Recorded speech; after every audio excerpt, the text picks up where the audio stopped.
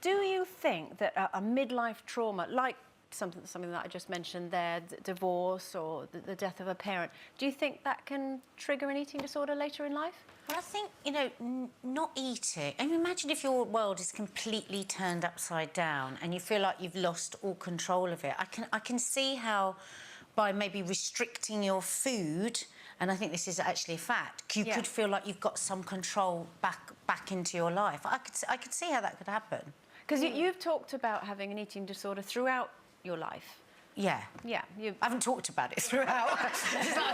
You've spoken of having a problem with... That problem has been there throughout your life. That's what I mean, rather than it being something I think there is that kind of eating disorder where you have it right the way through, or I think you can have almost like an emergency eating disorder problem where something, by what's going on in your life, can kick something off like that. Absolutely. I suppose and also it's about whether you have food is wrapped up with emotion. Yeah. Which you've talked about before, haven't you? You know, in your house, it was like food was always at the centre of every family argument or fantastic event or whatever. Whereas in my life, I have a very healthy attitude to food, I think, because for me, it was just, you know, my mum was like, here's your food. The jealousy if you don't eat that, you don't get anything else. You know, it was that sort of thing. So I'm just kind of like, you know, practical. But I do identify with this. I mean, this is 15% of women in their 40s, 50s, which is pretty high.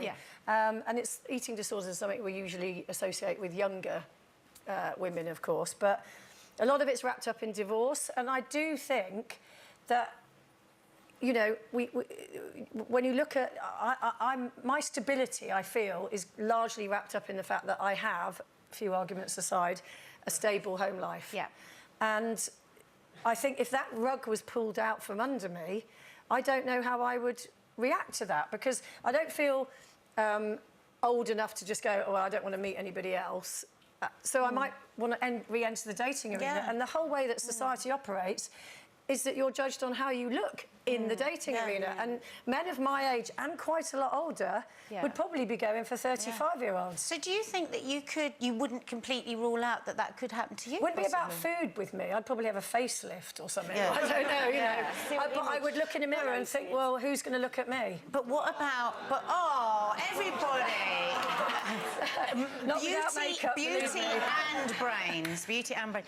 But what do you think, though, about the... Because I think another way it could happen is, you know, I mean, obviously any breakup is so emotional, and I mean, not me, but a lot of people say when they're very emotional they stop eating. I actually eat more, and I can see how that could then carry on. I've definitely got an emotional relationship with food, but mine feels like it's out of my control. If something traumatic happens, or when I split up with my partner, I just can't.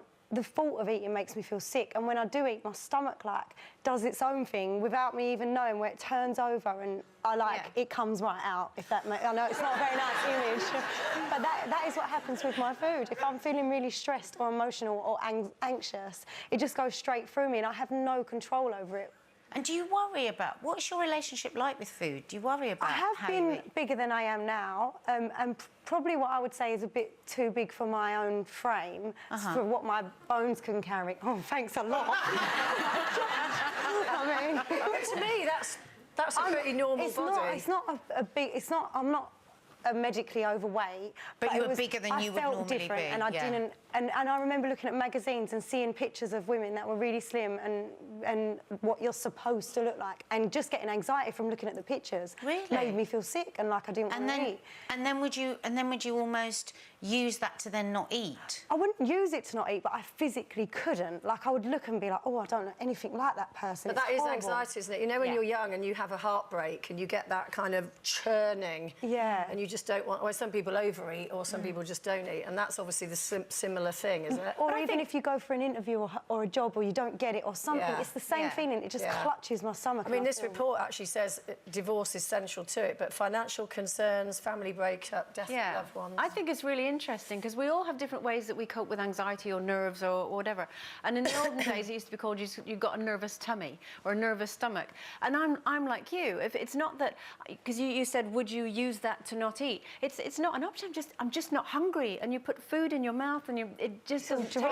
You could see how it could start like that with somebody that's going through a big breakup. Yeah. Then you lose the weight. Then you get all these reactions of everyone saying, "Oh wow, you look amazing. You've really lost weight." And you could see how then you could trip into, okay, well, like, everything else around me is going crazy, but this I'm in control of, and I'm getting thinner, and I'm getting all these great responses. Yeah. And then further down the line, I remember my mother-in-law, who works in an anorexic unit for young girls, said it's amazing how many, because you can have anorexic episodes, I believe. You don't not all anorexics is it through their life.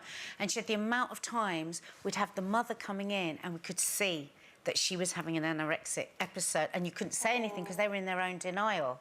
So it's so complicated. So it's quite a broad spectrum. If you thought that got heated, wait until you watch these and click here to subscribe. You may as well. It's totally free.